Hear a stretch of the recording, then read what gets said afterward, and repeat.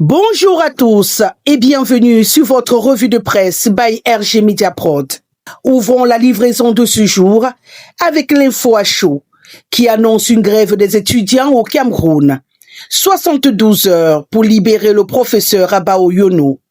C'est la menace que professent ces étudiants à travers cette parution, sinon ces derniers menacent de descendre dans la rue. Toujours en relation avec la crise post-électorale, Info Matin titre « Appel à l'insurrection, Tiroma et ses sous-traitants dans le viseur du MINAT ». En page 2 et 4, le journal de Dieudonné Nva informe que le ministre de l'administration territoriale indique que les enquêtes en cours détermineront le sort qui sera réservé aux partis politiques et aux associations soutien aux candidats du FSNC. Poursuivons cette revue de presse avec le quotidien Mutation. Subvention de l'État aux jeunes, pas dédié aux funérailles, mariages ou anniversaires. Le journal revient sur la cérémonie de remise de cette subvention et propose la liste des bénéficiaires et projets.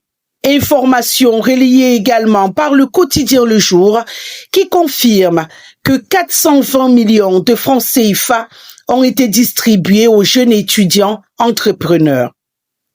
Autre actualité avec l'élite, lutte contre les faux médicaments, intensification de la croisade, le combat relancé en page 4 et 5. Autre secteur, autre combat. Le point titre, Mouélé Combi, Samuel Eto'o, élection Fecafoot, le match. Défi actuel, disponible également en kiosque ce jour, s'intéresse au stade d'Olembe. Pitinij et Maguil réclament 267 milliards de francs CFA au Cameroun. Selon la Chambre des comptes, les deux structures traînent le Cameroun devant les juridictions d'arbitrage international.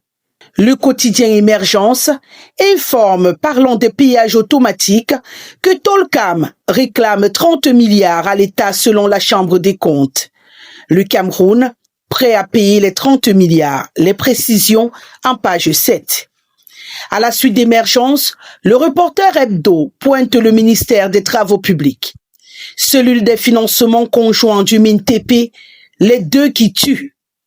Le journal attribue les manœuvres de corruption et de détournement de fonds enregistrées au ministère des Travaux publics à Maurice Djontou sous ordre du ministre des Travaux publics Emmanuel Nganoundjou Messi. L'économie consacre ce jour sa une à la mauvaise gouvernance. Eau, électricité, téléphone, opacité autour du règlement des factures des administrations publiques. Le premier quotidien économique de la zone CEMAC annonce la mise en place d'un dispositif pour une meilleure traçabilité des finances publiques. Parlant de finances, Cameroun Tribune rend officiel le projet de budget 2026. 8 816,4 milliards de francs CFA. Ce budget a été présenté et défendu hier à l'Assemblée nationale devant les députés par le Premier ministre Joseph John Gouté. Même son de cloche avec le messager qui met un terme à cette revue de presse. Loi de finances 2026, entre pénitence et espérance. Le journal confirme en page 7 que ce projet de loi déposé au Parlement marque une hausse historique du budget de l'État au Cameroun.